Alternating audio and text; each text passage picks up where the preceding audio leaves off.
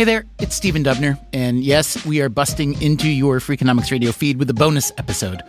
In 2019, we put out an episode about a problem and a possible solution. The problem was rising rents, particularly in coastal cities. The proposed solution was rent control, laws that put a limit on what landlords can charge. You can see why that might seem to be a sensible solution, but nearly all economists agree, based on volumes of research, that rent control does more harm than good.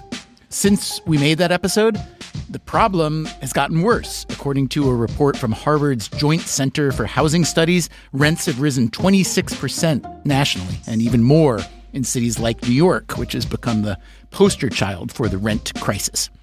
And so, once again, policymakers have returned to the idea of rent control. Just this month, the Biden administration pushed Congress to pass legislation that would force landlords with more than 50 units to cap annual rent increases at 5% or risk losing federal tax breaks. So we thought it was a good time to revisit that 2019 episode about rent control and why it does not work. We have updated facts and figures where necessary. As always, thanks for listening.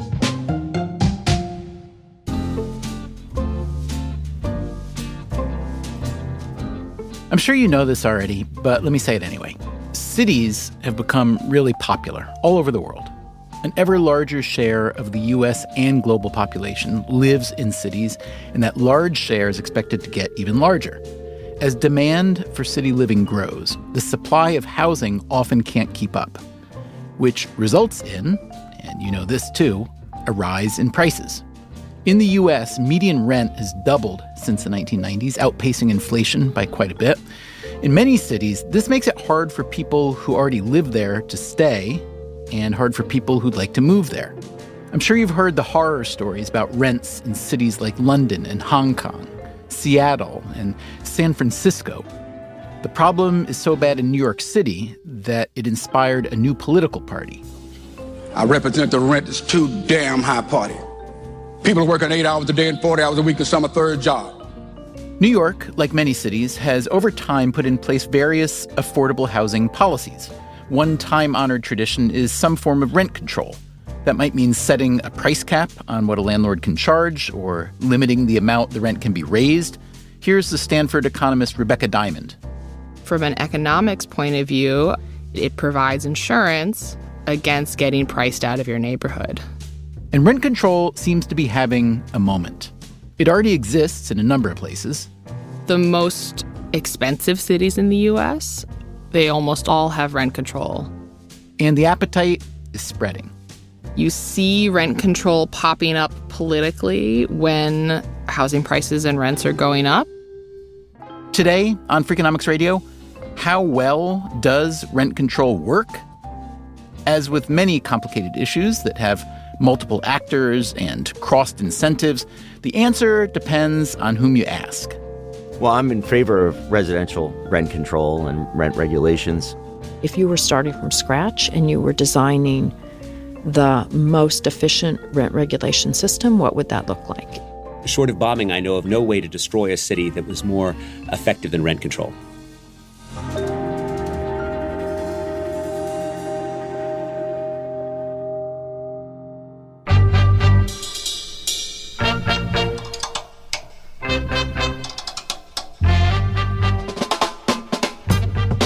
This is Freakonomics Radio, the podcast that explores the hidden side of everything, with your host, Stephen Dubner.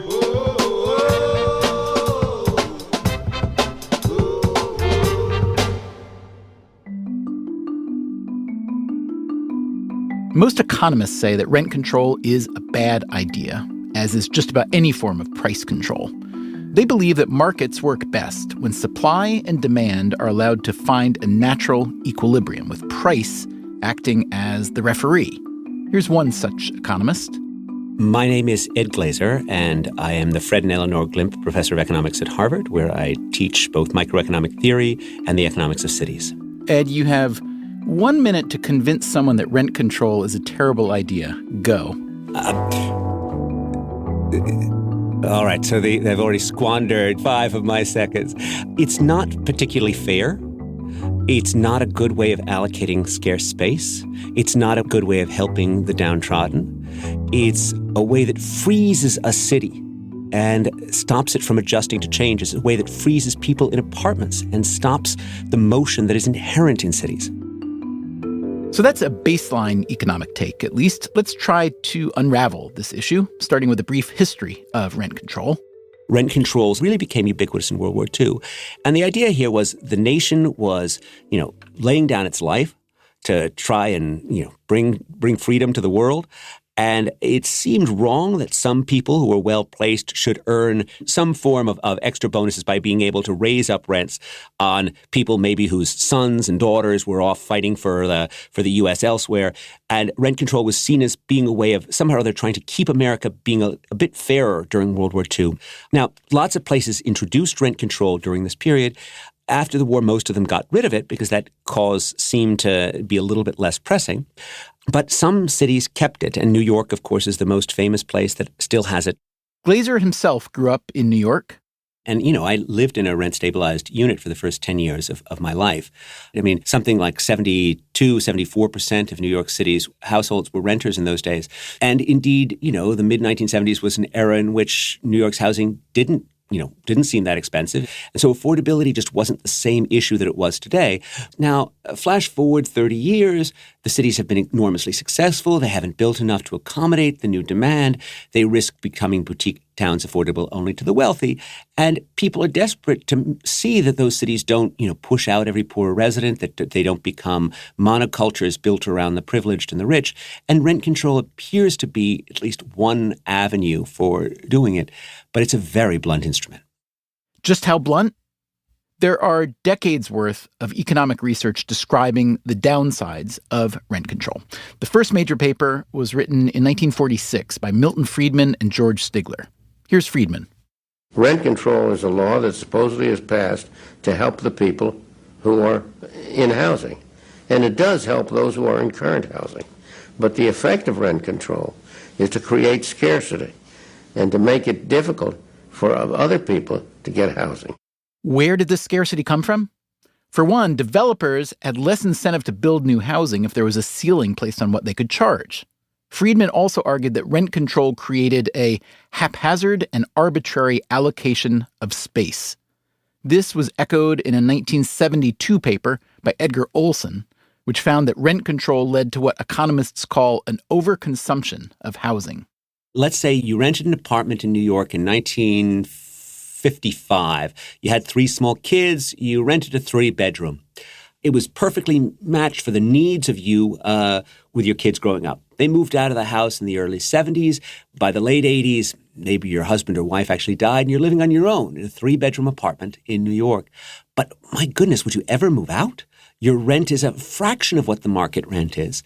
Right? One of my favorite stories about this, and this is quoted by Ken Oletta's The Streets Were Paved with Gold, he cites Nat Sherman, the famous tobacconist to the world, who had this big shop on Fifth Avenue, who said that, he pays, I forget what it was. $355 a month for a 6-room apartment, it says here. Isn't that amazing? So keep in mind, it's a few decades ago, but it's an unbelievable deal.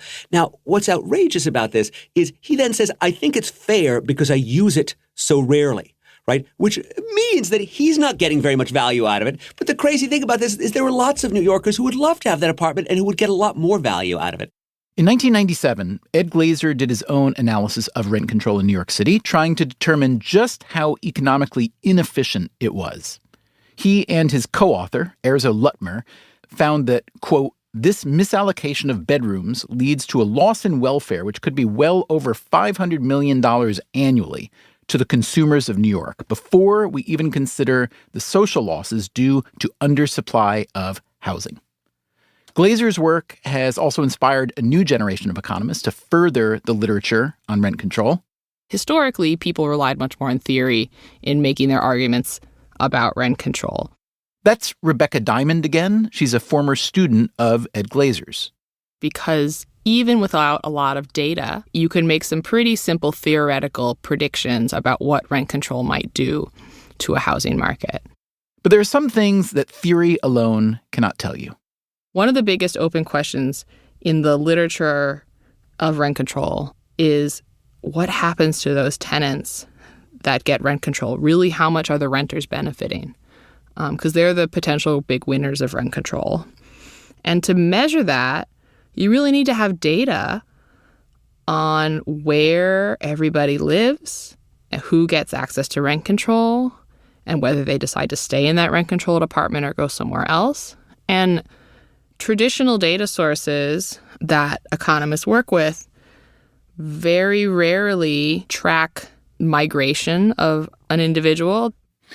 So you recently co-authored with Tim McQuaid and Franklin Chien a paper called The Effects of Rent Control Expansion on Tenants, Landlords, and Inequality, Evidence from San Francisco. First, if you would talk about the data. We have some really cool data. So traditional data sets, you can get things on the distribution of earnings and income, things like that, but you won't also see their migration. So we have this, you could call administrative data, which tracks people's address histories. And where did these migratory data come from? We bought them from a company called Infutor. They are a company that works in identity management.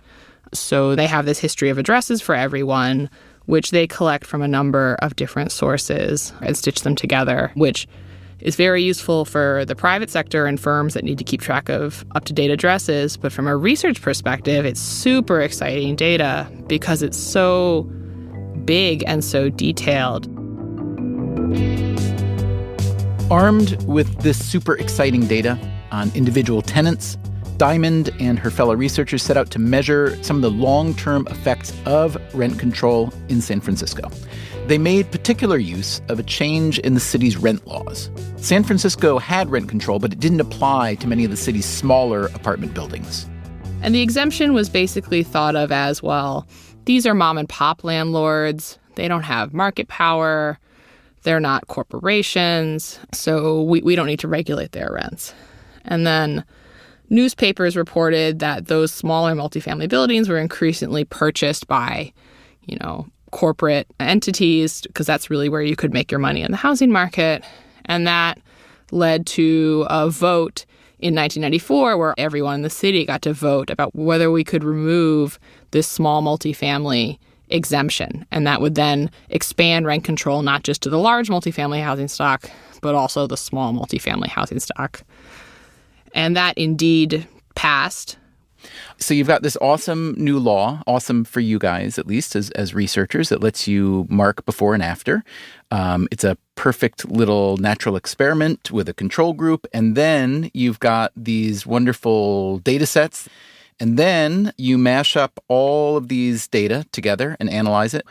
And you find the following. Your paper concludes that, among many things, quote, rent control limits renters' mobility by 20% and lowers displacement from San Francisco, especially for minorities. So let's start with this. What does it mean exactly that renters' mobility is lowered by 20%, and why is that important? So we look at whether the renters who get access to rent control choose to remain in their newly rent-controlled apartment. So we find that they're 20% more likely to remain there relative to our control group renters who don't get access to rent control. So that seems totally unsurprising, yes? Yes, I more see that result as a validation that our data is good and high quality and we have something to work with here. Okay. Further, you write that rent control lowers displacement from San Francisco. What does that mean exactly? So we can look at not just whether you remain in the actual apartment you lived in when you got access to rent control, but whether you remain in San Francisco as a whole. We find rent control has a dramatic impact on whether you actually live in San Francisco or not. So it prevents those renters from leaving the city as a whole, which I think from a policy perspective of rent control advocates, that's one of the goals they talk about as preventing displacement from the city. And then you write that especially from minorities, that displacement is lowered. Right. So when you look at that first cohort of renters that already lived in the city at the time of rent control, it is definitely helping minorities more. It's preventing displacement of them especially. Furthermore, you write that landlords who are susceptible to rent control, quote, reduce rental housing supplies by 15%, either by converting to condos, selling to owner-occupants, or redeveloping buildings. So now it starts to get a little more complicated. Can you talk about who's now starting to win here and who's starting to lose here? So obviously, when the landlord is first notified about rent control, he or she can quickly deduce that his or her rental stream is going to be lower than previously expected. And just like any other business owner, they might think about changing their business strategy.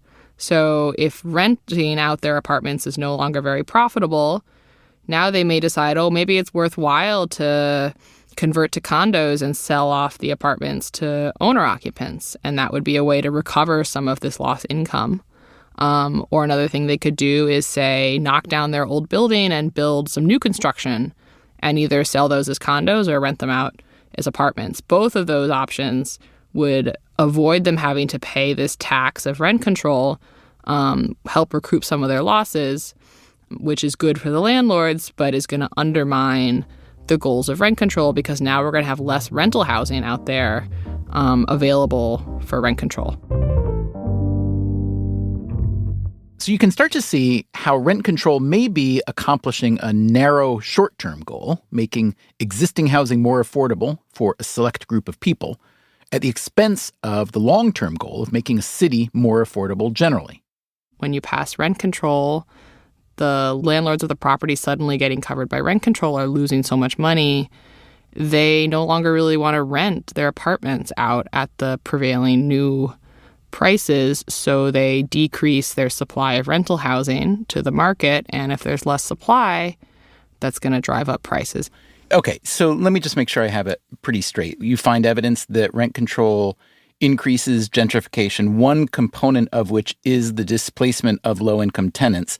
On the other hand, you also find evidence that low-income people, including minorities, at least those who are in rent control units already, they're likely to disproportionately benefit from rent control.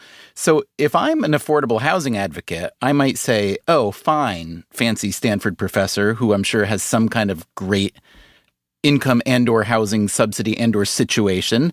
I don't care that some landlords are suffering. I don't care that the policy is having some downstream effects that you don't like. I need to make sure that low-income people aren't going to get a rent increase of 50% overnight. So how do you respond to that argument? So when you think about those initial tenants, that's the best bet you're going to get for the benefits of rent control to low-income tenants, the people that are already in the housing. But even though we find that those tenants are much more likely to stay in their apartment, when we look, 10, 15 years later, the share of those 1994 residents that are still there is down to, 10% or so. So 90% of them no longer live in that initial apartment. And it's that next low-income tenant that wants to live in the city.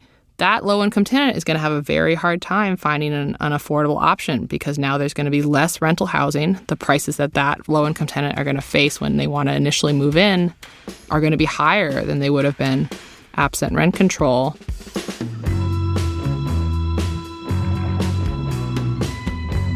I'm curious how generalizable you think your findings from San Francisco are for other cities. I would suspect that the actual quantitative loss of rental supply or benefits to the tenant will depend a little bit city to city. But I think the qualitative takeaway that landlords are savvy and are going to work hard to not lose money on their investments, I think is a very general point. For economists who already felt confident in the theoretical arguments against rent control, research like Diamond's provides empirical evidence that essentially tells the same story. Yes, there are some winners in rent control, but the losing is more widespread and longer term. But how about empirical evidence from a reverse angle? That is, not when a city adds or expands rent control like San Francisco did, but when it gets rid of it. So there's other work by David Otter and co-authors that looks at the removal of rent control in Cambridge, Massachusetts in 1994. By the early 1990s, Cambridge was one of the few remaining rent control strongholds in Massachusetts.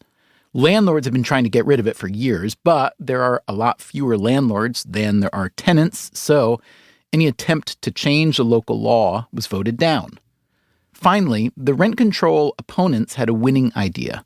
Put the issue up on a statewide referendum where there might be less empathy for all those city dwellers with below-market rents. When the referendum was held, nearly 60% of the voters in Cambridge were opposed, but statewide it passed. And so Cambridge began to deregulate its rents.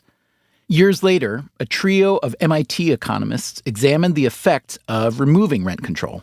Okay, so the classic paper on this has been written by David Otter, Parag Pathak, and Chris Palmer. Ed Glazer again. It showed that when units were brought out of rent control, their owners invested in them. So they upped the quality of the units. There was more of a supply of higher-end housing. They find that the rent-controlled apartments experience a lot of renovation. The landlords renovate a lot, and that drives up the desirability of living in those apartments. Also, they find that that creates spillovers onto the nearby apartment buildings that they themselves weren't rent-controlled. So neighboring apartments became more valued as a result of the end of rent control. And the most recent paper has shown that crime has gone down, particularly street crime has gone down right after the elimination of rent control in Cambridge. So it looked like rent control had negative externalities on the neighborhood.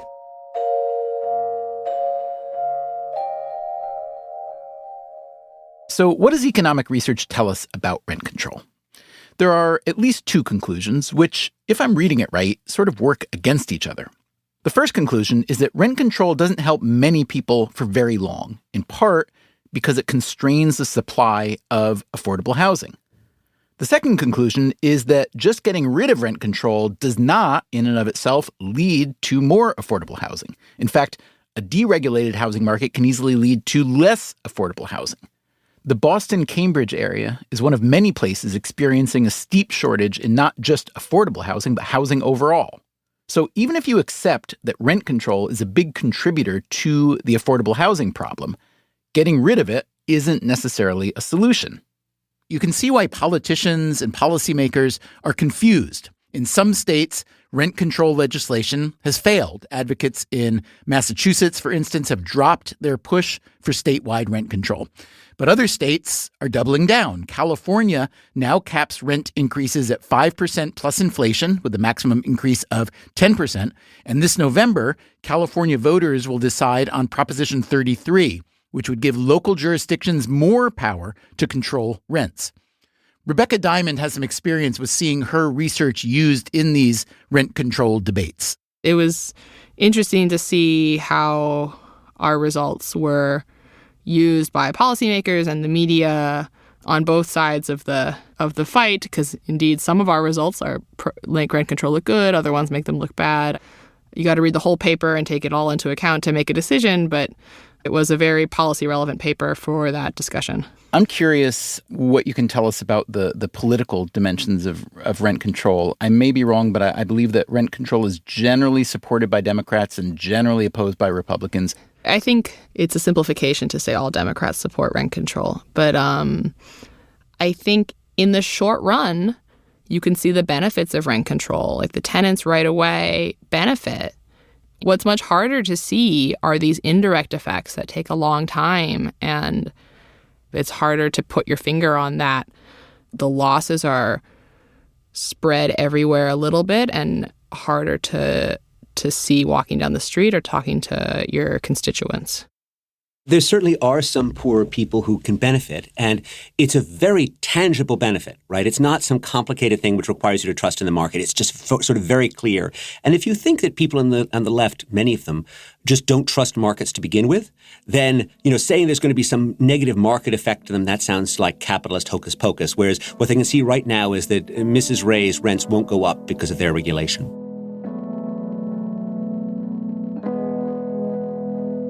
Economists tend to believe their models and say, end of story, and believe me, right?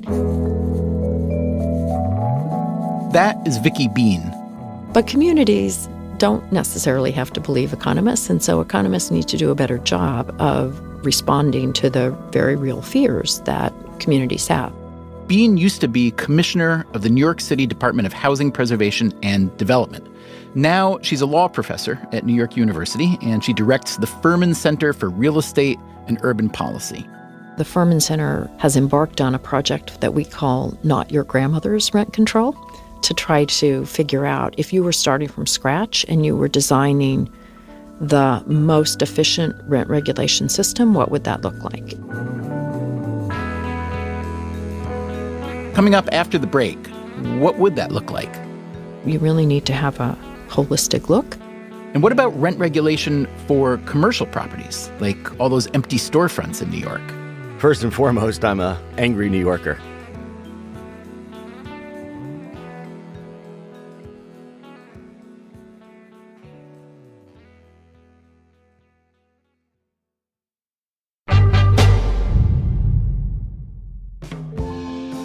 As we've been hearing, economists are generally opposed to rent control. It rewards some people, but fairly arbitrarily. It punishes many others and generally doesn't do much to improve overall access to housing. That said, most people don't think like economists or even believe them, which is why many politicians and members of the public think rent control is a great idea. Well, I'm in favor of residential rent control and rent regulations. That is David Eisenbach. He teaches history at Columbia University, and back in 2019, he ran for citywide office during a New York special election for public advocate. There are, in New York City, about 3.4 million apartment units, nearly 1 million of which are rent stabilized. And New York's rental market is incredibly expensive, as it is in many other cities with regulated rents, like San Francisco. Economists argue that overall high prices are a direct consequence of rent regulation. What does Eisenbach think? I disagree. I mean, there are a lot of reasons why real estate in San Francisco and real estate in New York are high. Blaming it on rent stabilization is definitely not it. The consequences of getting rid of either rent control and or rent stabilization would be the immediate displacement, of a big portion of the population. And that would just be cruel at this point. I don't know how anybody could justify, even somebody looking at it purely in economic terms, how anybody could justify that in human terms.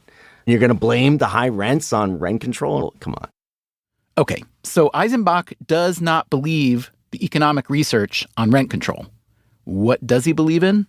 Well, first and foremost, I'm an angry New Yorker who walks around the streets of New York and sees empty storefront after empty storefront and just feels like my city is dying. Some commercial rents in New York have spiked along with residential rents. Still, in some parts of Manhattan, as much as 20% of retail space is either vacant or soon to be vacant. And I found out that there is this bill called the Small Business Job Survival Act. It was initially submitted back in the 1980s. And I figured, why don't I run for office pushing this bill? And so I ran for public advocate on the platform. We're going to pass this bill. It's going to save small business in New York City. We should say that Eisenbach did not win the election. He came in 13th in a field of 17, but he did get a fair amount of attention for talking about all those empty storefronts, which have upset a lot of people. There are two major provisions of the Small Business Job Survival Act. One, it guarantees a 10-year lease renewal offer from the landlord to the tenant for any tenant with a commercial lease in New York City. Number two, if the landlord and tenant cannot come to an agreement, they go to legally binding arbitration. And that arbitrator then will pick a fair market rent, which will then be charged in the next 10-year lease renewal. Opponents of this proposal call it commercial rent control. But this bill, the Small Business Job Survival Act, is absolutely not rent control. It doesn't put a limit on how much rent can be charged, which is the very definition of rent control. It's legally binding arbitration, much different. Are there other cities that have this kind of small business jobs protection on the real estate front that works well? It's going to be unique. Eisenbach lost his election, but the city council has continued to debate legislation that would rein in commercial rents. I was interested to know what the economists we've been speaking with, Rebecca Diamond of Stanford and Ed Glazer of Harvard, what they thought about commercial rent regulation. So I'm also very interested in that, and I also know almost nothing about it. I've never seen any work on it. You could easily tell a story where the threat of some form of rent control makes the vacancy problem worse in the short run. So, for example, I don't want to rent right now to a lower-end tenant who could fill my space because I'll be locked in by the rent control law and I've got that tenant forever. So that means I'm going to really hold out for a blue-chip tenant because I have this threat of this law over my shoulder. So do I think vacant, empty storefronts are a problem? Sure. I mean, we can talk about it from a perspective of merely as an urbanist, where we think it's unattractive to have these things.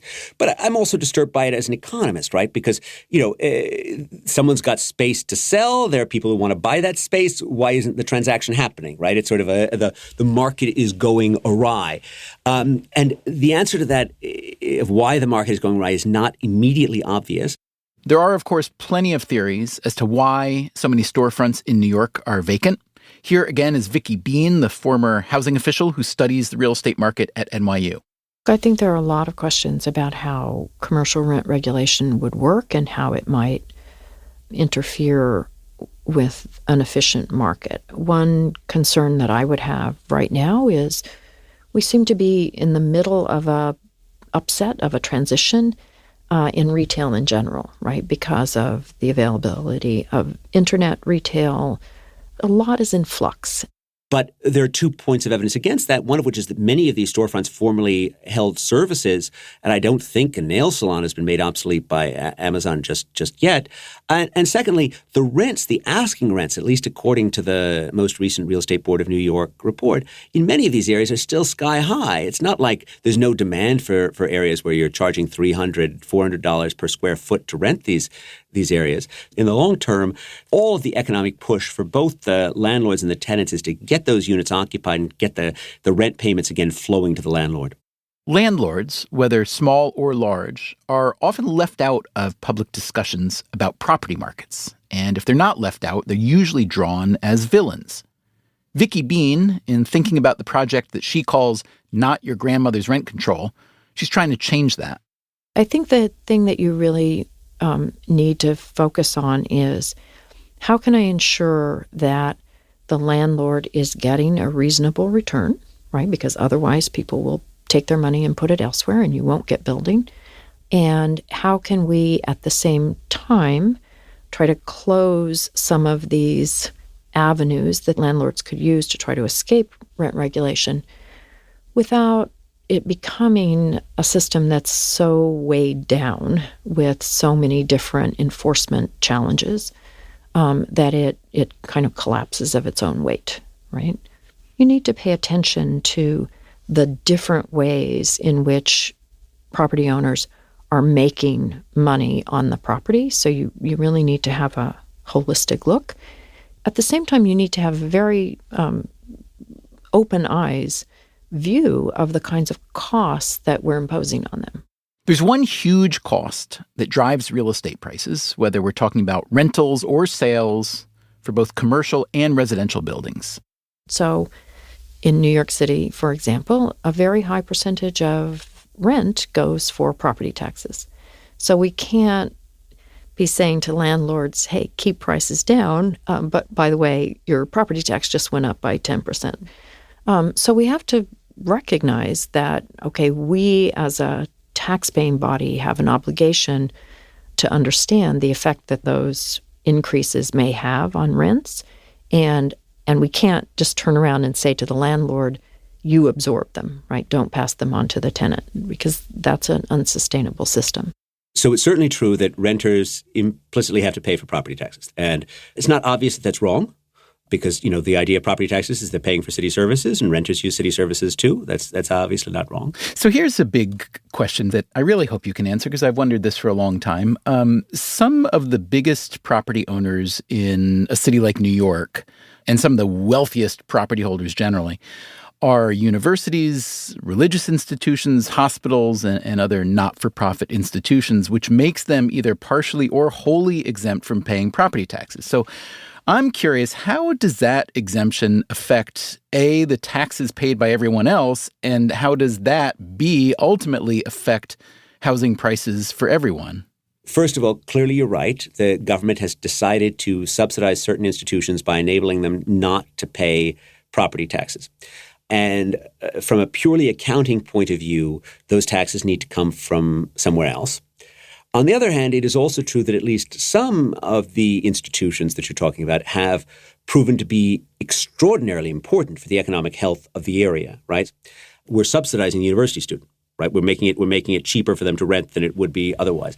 Is that fair? Well, we thought that somehow or other it was a good idea to subsidize educational institutions at one point in time. We thought there might be some spillovers from that, some benefits from encouraging people to become educated. But, we should be open to reinvestigating that. And anyway, you shouldn't take my word for it because, after all, I'm the employee of an educational institution. So,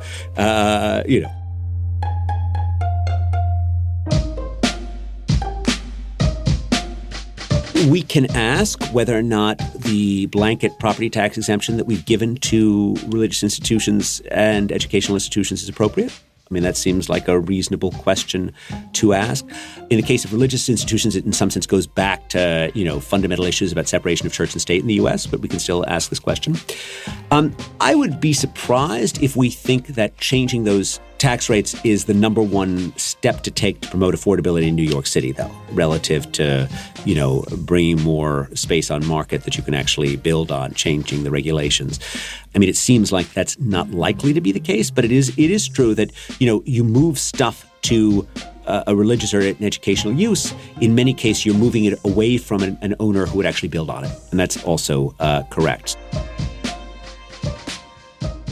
Coming up after the break, a lot of regular people who aren't institutions would also like a break on their rent. Rent control sounds like a dream, man. I'm Stephen Dubner. You were listening to a bonus episode of Freakonomics Radio, and we will be right back.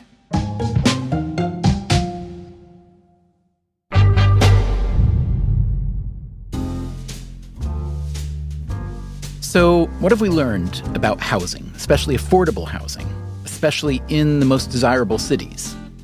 For starters, we've learned that it's complicated. Property taxes play a large, underappreciated role in driving up costs, and the tax burden isn't necessarily spread so equitably.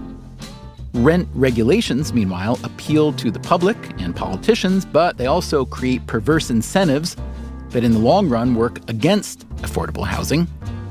How about housing vouchers? Aren't they a more flexible way to subsidize housing? The advantage of a voucher is you can go through all of those eligibility requirements and really target the voucher to the families that you think are most in need. And we, in New York and in many other major cities, we have prohibitions against a landlord refusing a tenant because they're using a voucher rather than earned income. But we're still getting enormous resistance from landlords, because if you have a federal government that shuts down and isn't paying its voucher payments, and the landlord is stuck with that, right? Or if you have a city, like New York City did, that issued vouchers and then changed its mind and said, oops, that program is over, then the landlord has a tenant in place who no longer can pay the rent, and the landlord has to take them to court and bear the cost of that. Meanwhile, the market price of housing in a place like Manhattan lies somewhere between punitive and prohibitive. Here's what we heard when we took our microphones outside to Bryant Park in Midtown Manhattan. Manhattan rent, onerous. Astronomically high. That's too expensive, way too expensive. That's why I live in New Jersey. And what these people think about regulated rents? Rent control sounds like a dream, man. Rent control sounds good. It's really key to find all those stabilized rent buildings. If you do, I think it's golden. If not, it sucks. Full disclosure, I did do economics, so market failure. So if rent control isn't a viable tool in the fight for affordable housing, what is? The most natural tool towards affordability is supply, and to make sure that we are making it easy enough to build moderate cost rental apartment buildings in these cities. Ed Glazer again. We've used regulations to so restrict our ability to provide affordable housing units that, now we're at this restricted, frozen in amber form. In the case of New York, gosh, New York is New York. It's hard to imagine how much housing you'd really need to sate demand for New York. What about Boston, where you live? Boston is facing what it calls a historic housing shortage. The city's growing, not enough housing to match. What do you suggest Boston do to accommodate that surge, other than let the market work its famous magic? Look, drive around Boston. It doesn't look overcrowded to me, and I don't think it should look overcrowded to anyone else. There's a lot of vacant industrial space that could easily house tens of thousands of units. If you made it easy enough to build, I've got to think that this is a doable problem, at least from an engineering and economics point of view. The politics, of course, are more difficult. What specifically would need to be done to change it? So the big answer is you need as-of-right zoning that enables fairly high density levels over a fair amount of space. So currently, Boston's zoning plan is highly antiquated. Every project is handled on an ad hoc basis. Usually it involves variances that are quite high from the original plan, which means that they are highly subject to a judicial challenge. All of that is a recipe for uncertainty and delay and endless community meetings. The thing that works best is when you have something where you've decided in advance, this is how much we're going to allow to build. There are a couple of simple rules that you've got to follow. Come here, bring your units, and make it happen. And that's what's needed. That's what actually works. It's not something that involves a 10-year negotiation process, but something that says, here are the rules up front. Go to it. It should be noted that not all U.S. cities impose the same level of red tape you see in Boston and New York and San Francisco. If you want to look for affordability, the American Sun Belt is pretty great.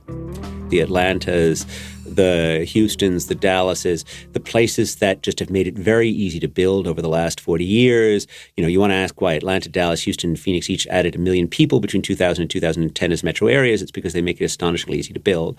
And, you can go and you can buy a great-looking house for a fraction of what you'd pay in New York in these places. And we don't have an affordable housing crisis in the U.S. nationally. We have lots of affordable housing in places with names like Atlanta, but just not in New York City. Many European cities, meanwhile, are more like New York. In fact, exaggerated versions of New York. Much of Europe is quite restrictive in your cities, but I am much more comfortable about the idea that much of central Paris is, patrimony of the world and needs to be protected. While policies vary from city to city and country to country, almost all major European cities have rent control. Sweden, of course, is the place where Assar Lindback, the famous economist, and although he was market-oriented, he certainly skewed to the left, Assar famously said that short of bombing, I know of no way to destroy a city that was more effective than rent control. And he certainly had Stockholm in mind. Right now, there are around 10 million people living in Sweden. Around 550,000 of these people were standing in a queue waiting for an apartment in Stockholm. That is 5% of the Swedish population. That's the economist Tommy Anderson. I am a professor at Lund University, which is located in the south of Sweden. I focus on an area called market design. Since we spoke with Anderson back in 2019, the number of people waiting for an apartment in Stockholm has grown to over 800,000. Sweden has nationwide rent control.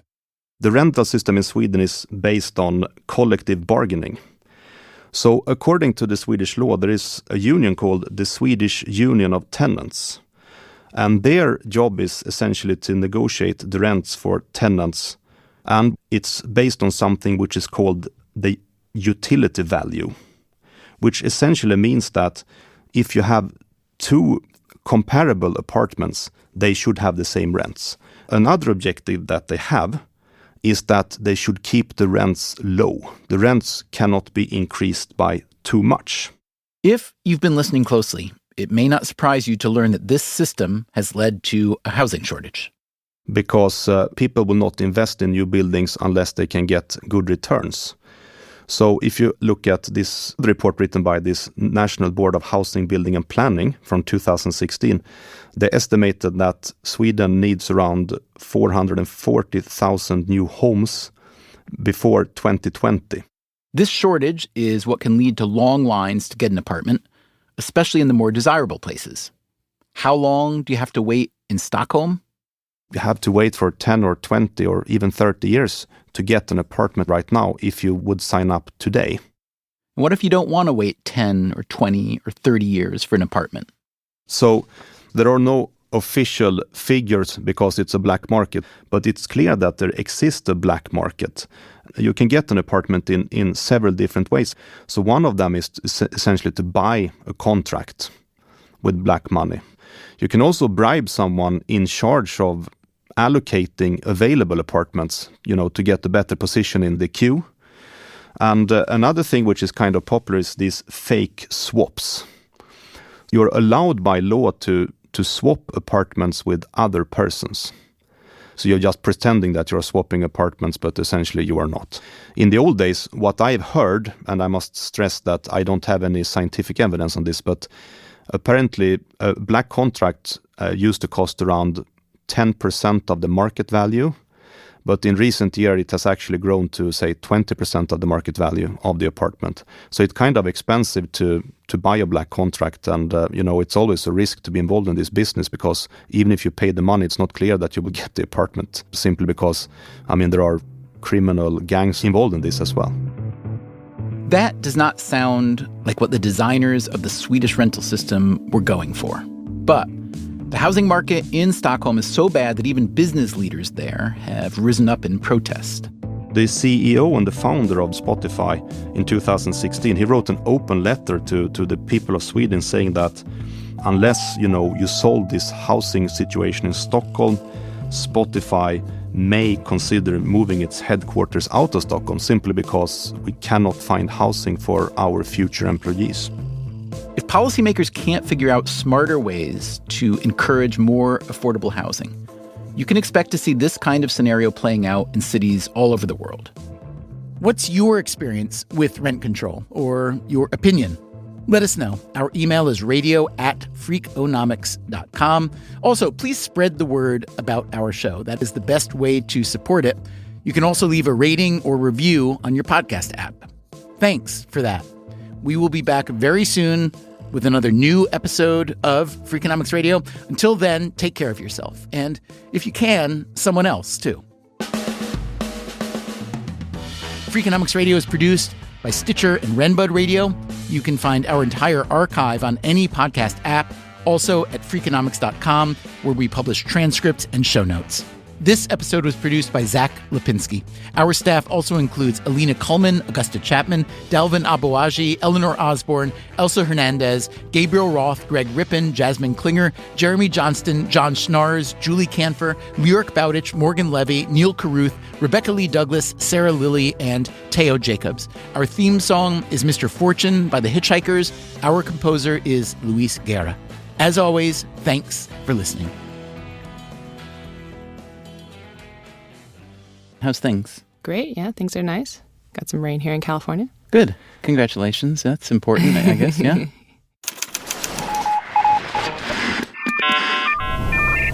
The Freakonomics Radio Network.